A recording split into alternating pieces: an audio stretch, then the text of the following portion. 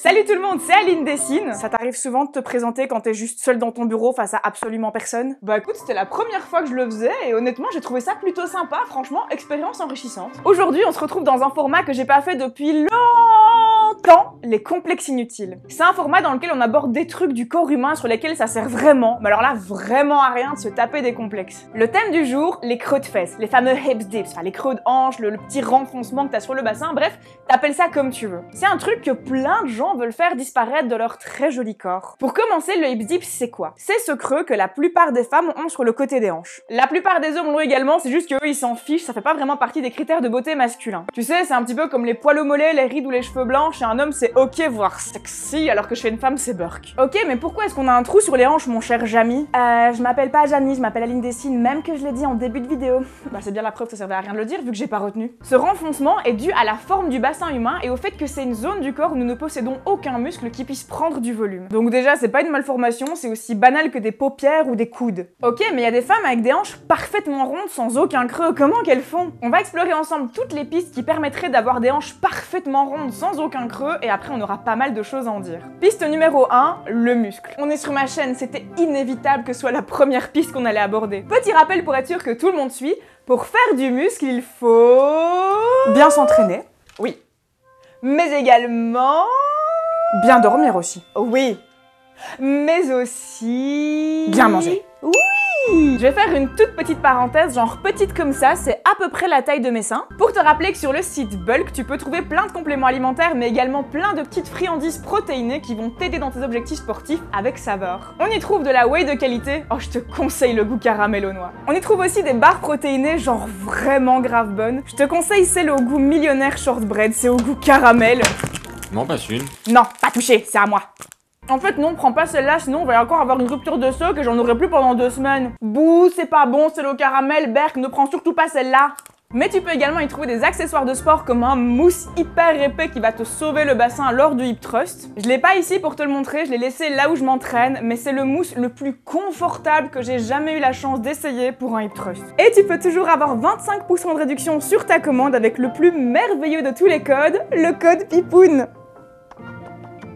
Fin de l'interlude publicitaire. Sur internet, on voit pas mal de vidéos d'exercices qui te promettent qu'avec certains exercices, tu vas pouvoir combler ce creux de la hanche. La plupart de ces vidéos nous viennent de chaînes YouTube américaines, en tout cas pour ma part, j'ai jamais vu de chaîne francophone proposer ce genre de programme.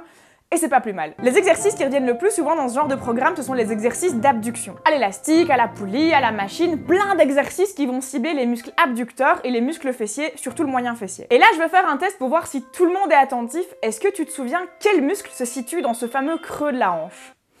Si, je te l'ai dit, je t'assure, réfléchis, je l'ai dit. C'est une zone du corps où nous ne possédons aucun muscle qui puisse prendre du volume. Donc avec ce genre de vidéo, bah ok, tu vas muscler tes fessiers, c'est cool, si t'aimes bien les fesses musclées, bah fais ça, ce sera chouette, mais ça va certainement pas résoudre ton problème de trou dans la hanche. Coucou, c'est Aline du montage. Pour illustrer cette vidéo, j'ai quand même cherché quelques miniatures de vidéos de soi-disant exercices qui comblent les hips dips, et j'ai découvert qu'absolument toutes les miniatures de ces vidéos sont en fait des Photoshop tout pétés. À droite et à gauche, c'est exactement la même photo. Mais une des deux a été déformée pour créer cette illusion de transformation. Si je les superpose, on voit que les plis du tissu sont exactement identiques, les ombres sont parfaitement identiques, les motifs des vêtements sont exactement au même endroit, toutes les coutures se superposent à la perfection et même les bijoux, quand il y en a, tombent exactement au même endroit. Tout se superpose à la perfection, c'est la même photo à gauche et à droite. On reparlera de Photoshop plus tard dans la vidéo, je faisais cette petite parenthèse juste par rapport aux miniatures de vidéos d'entraînement avant, après.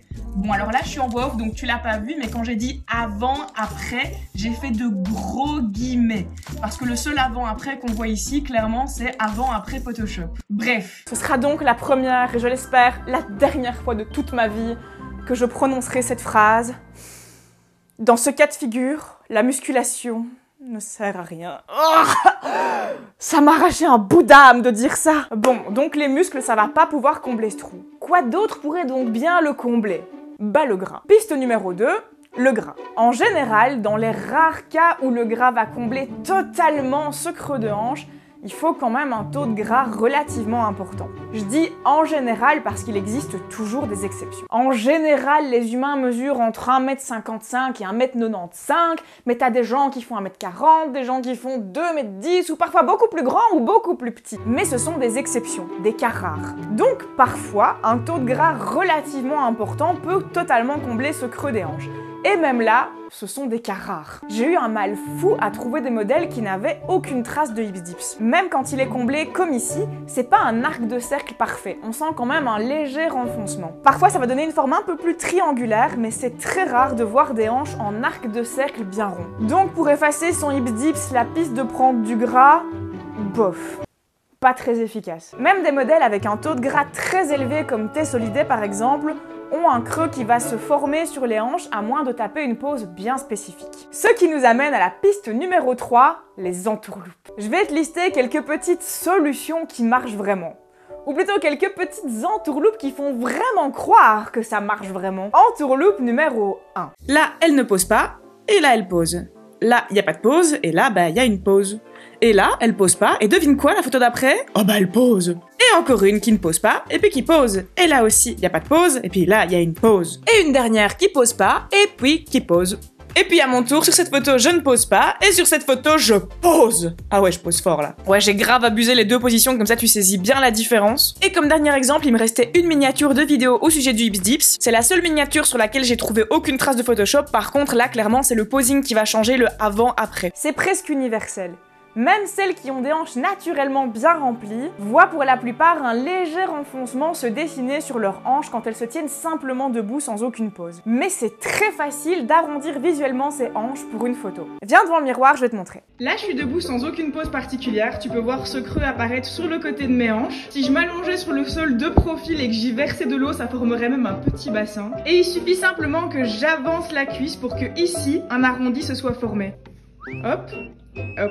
Ça marche évidemment des deux côtés. Je peux même abuser complètement la pose pour donner cette illusion que je n'ai aucun hips dips et que mon bassin est hyper rond. Ça, c'est une des astuces les plus répandues sur les réseaux. Moi-même, je l'utilise assez souvent. Entourloupe numéro 2. Les tissus épais. On va retourner devant le miroir. Un petit selfie vaut mieux qu'un long discours. Voilà ce que ça donne en legging, ou bien en jupe moulante, ou bien en robe moulante, ou même en combi moulante. En gros, avec des vêtements qui ont un tissu fin et moulant. Ce qui semble logique. C'est moulant, ça va montrer tes formes. Et puisque le hips dips fait partie de tes formes, c'est logique. Maintenant, voici une liste non exhaustive des vêtements qui peuvent faire totalement disparaître ce hips dips. Le jeans, le short pas trop moulant, la jupe évasée, le survêt, le pyjama licorne, le pull trop grand ou le tank pant.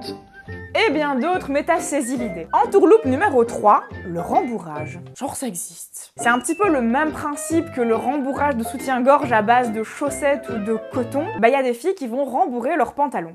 J'ai jamais essayé de le faire, donc je suis pas sûre que j'aurai le meilleur des tutos à ce sujet-là. Mais si tu prends un sous-vêtement relativement couvrant, qui va bien prendre toutes tes hanches comme un boxer par exemple, bah dedans tu vas pouvoir caler des chaussettes, du coton ou des poils de chat pour sculpter tes hanches. Il existe même des shorties déjà rembourrés tout prêts qu'on peut acheter en ligne. J'ai jamais testé, je sais pas ce que ça vaut, mais ça existe. Jusque là, on était dans les petites astuces gentilles, les petits tips un petit peu trompe-l'œil. Maintenant, on va passer dans du plus lourd. Si je te dis de penser à une meuf qui a des hanches hyper larges et parfaitement rondes, il y a de fortes chances que tu penses à Kim Kardashian ou une des meufs de sa famille. Je ne pense pas surprendre qui que ce soit si je te dis que la chirurgie y est pour quelque chose. Non, c'est vrai?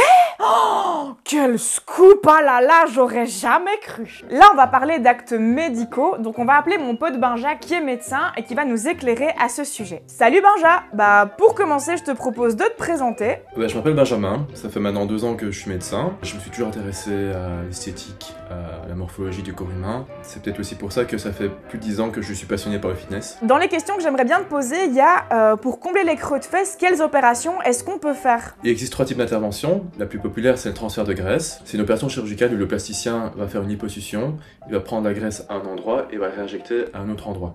Donc ici, en l'occurrence, au niveau du fameux hip dip. Le souci avec les transferts de graisse, c'est que suite à cette opération, environ 30% des cellules qu'on a injectées vont mourir et ça forme des espèces de petits creux à la surface de la peau qui sont pas très esthétiques. Si on veut le meilleur résultat, il va falloir que le plasticien fasse une nouvelle intervention chirurgicale. Je dois quand même prévenir que il s'agit d'une opération chirurgicale avec anesthésie, donc il y a quand même toute une série de risques qui sont liés à l'opération. Une autre option qui existe, c'est de faire des injections de filler. Donc ça ne se fait pas en bloc opératoire avec un plasticien. C'est une intervention qui se fait en médecine esthétique dans le cabinet du médecin. Donc là, on injecte un produit synthétique. Par contre, le problème, c'est que ça a tendance, après 2 ans, à se faire éliminer par le corps. Donc il faut répéter ces injections de nombreuses fois. Pour terminer, je peux évoquer les implants de hanche, ce qui est quand même une intervention beaucoup plus rare. C'est principalement les personnes transgenres qui veulent des hanches plus larges qui vont avoir recours à ce genre d'intervention. C'est beaucoup plus radical et on peut s'attendre à plus d'effets secondaires. Et qu'est-ce qu'il en est du résultat exactement? Alors au niveau des résultats, on peut dire qu'ils sont assez peu prévisibles. Ils dépendent de la physiologie de la patiente, de l'expérience du médecin et de l'argent qu'on est prêt à mettre. Bah merci beaucoup pour toutes ces informations, merci d'avoir donné de ton temps. Mais avec plaisir. Je te dis à bientôt, on se voit bientôt dans ton home gym. Ouais, il a un home gym, trop la chance. Et il reste une dernière entourloupe qu'on va aborder avant de débriefer tout ça. Je suis sûre que plein de gens auront vu venir gros comme un camion ce chapitre. Photoshop.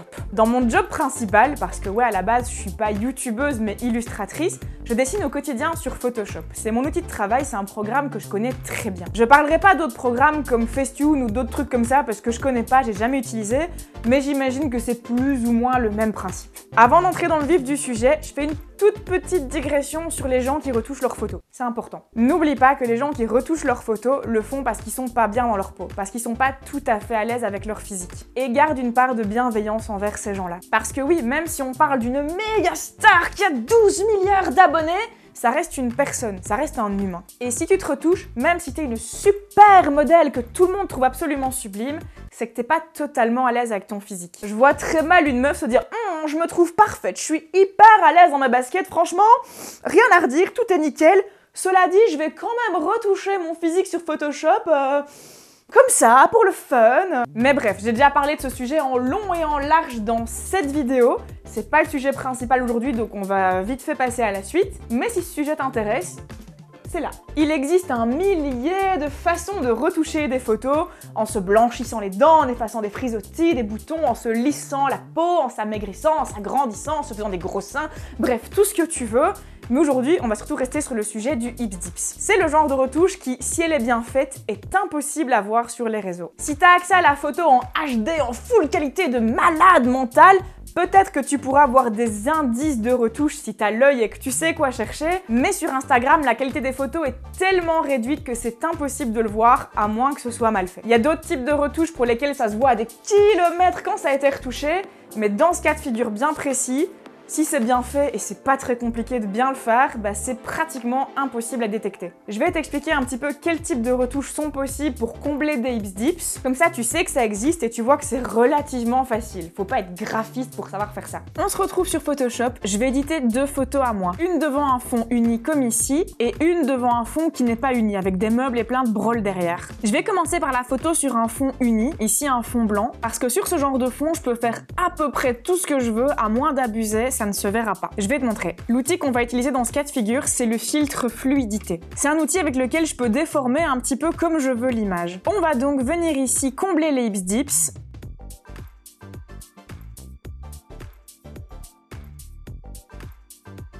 Je valide et là, magie, plus de hips dips. Voilà un petit peu le avant-après. Ici, si je zoome très fort, je peux remarquer qu'il y a quelques petites anomalies, quelques pixels étirés, mais il faut vraiment savoir quoi chercher et il faudrait que l'image soit en excellente qualité pour qu'on puisse le remarquer. Sur Instagram, ce sera pas possible. Là où ça se complique un peu, c'est sur un fond qui n'est pas uni comme ici. Si je déforme l'image, le décor va bouger avec et c'est souvent ça qui trahit une mauvaise retouche. Cependant, quand le but c'est de grossir une zone du corps et pas de l'amaigrir, comme dans ce cas de figure précis, il y a une astuce qui rend la retouche ultra discrète. Je vais dupliquer le calque. C'est comme si j'imprimais 2 fois la même photo et que je les mettais l'une au-dessus de l'autre. Toi, tu ne verras que la photo qui est au-dessus de la pile, mais derrière, il y a une deuxième photo sauvegarde qui reste intacte. Et de là, je vais aller déformer le calque du dessus. Ça a déformé le décor, ici tu peux voir que la chaise elle est déformée, tu peux voir que la bouteille aussi elle est déformée, mais c'est là que le deuxième calque, celui auquel je n'ai pas touché, va m'être utile. Si je viens gommer l'image du dessus, en dessous, bah il y a l'image qui est intacte avec le décor qui est non déformé. C'est comme si je venais découper la photo du dessus, pour laisser apparaître des morceaux de la photo du dessous. Voilà, ici il y a un trou, tu vois la photo du dessous. Bah celle du dessous c'est la photo qui est intacte et celle du dessus c'est la photo qui est déformée. Donc je vais gommer tout ce qui est autour de mes hanches et ça va laisser apparaître le décor intact. Et voilà, j'ai pu combler mon hips dips avec Photoshop sans déformer le décor en arrière-plan, donc sans laisser d'indice. Juste pour l'anecdote, ça explique pourquoi il est bien plus difficile, voire impossible dans certains décors, d'amaigrir une zone du corps plutôt que de la grossir sans laisser aucun indice de retouche. Regarde, imaginons que je veux rétrécir ma taille. Je fais la même technique. Sur la photo sur fond uni, c'est très facile, ça laisse aucun indice, bon à part si j'abuse, là on va vraiment se rendre compte qu'il y a un truc qui va pas. Mais sur la photo sur laquelle il y a du décor, on va essayer de faire la même technique en gommant ce qu'il y a autour de la zone que j'ai déformée pour laisser apparaître le décor. Ben tu vois que ça marche pas parce qu'en dessous il y a mon vrai ventre. Si je veux pouvoir faire ça, je vais devoir recréer un décor derrière moi pour combler ce trou et là ça devient de la retouche de haut niveau. Je vais quand même essayer de le faire pour te le montrer.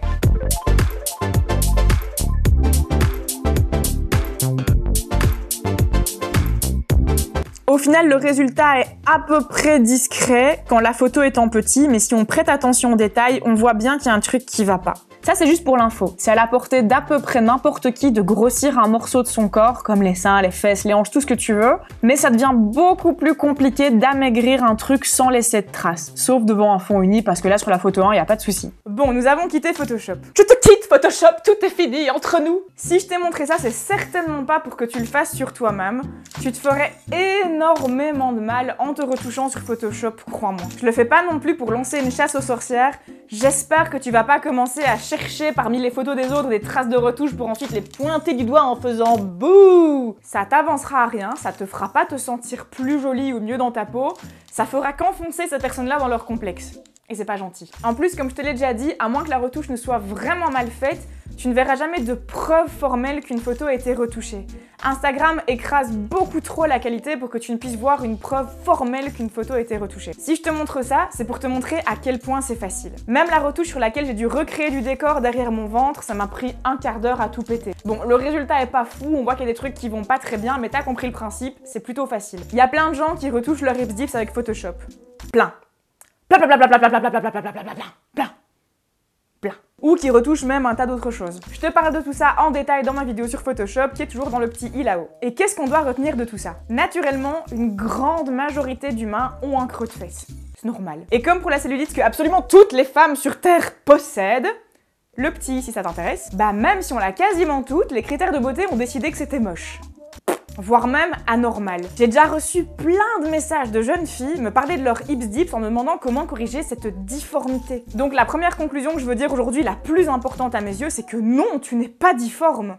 Certainement pas. Tout va bien avec tes hanches, elles sont normales, elles sont superbes. Ou alors je suis difforme aussi et moi perso ça me va. On a vu aujourd'hui que des hanches sans aucun creux, c'est un critère de beauté. Un petit peu ridicule parce que c'est un critère de beauté d'un truc qui est très rare. Bref, c'est un critère de beauté. Et les critères de beauté, bah... Oh, de beauté. Et les critères de beauté, bah ça varie. Ça varie d'une culture à l'autre, d'une époque à l'autre, d'une personne à l'autre. Si ça se trouve, dans 5 ans, tout le monde trouvera ça sublime. Pour prouver ce que je dis, je pourrais te dire qu'il y a 150 ans, on appréciait les femmes un peu plus rondes, alors qu'aujourd'hui, on aime les femmes très minces. Mais c'est flou, c'était il y a longtemps, c'était il y a plus de 100 ans, c'est super loin. Mais si tu veux un exemple beaucoup plus récent, bah il y a à peine 15 ans, quand on disait à une meuf gros cul, c'était une insulte. Alors qu'aujourd'hui, moi, si on me dit gros cul, je dis merci. Perso, j'ai un petit peu de mal à comprendre pourquoi d'autres personnes complexent à propos de leur creux de hanche, parce que personnellement, bah je trouve ça trop beau.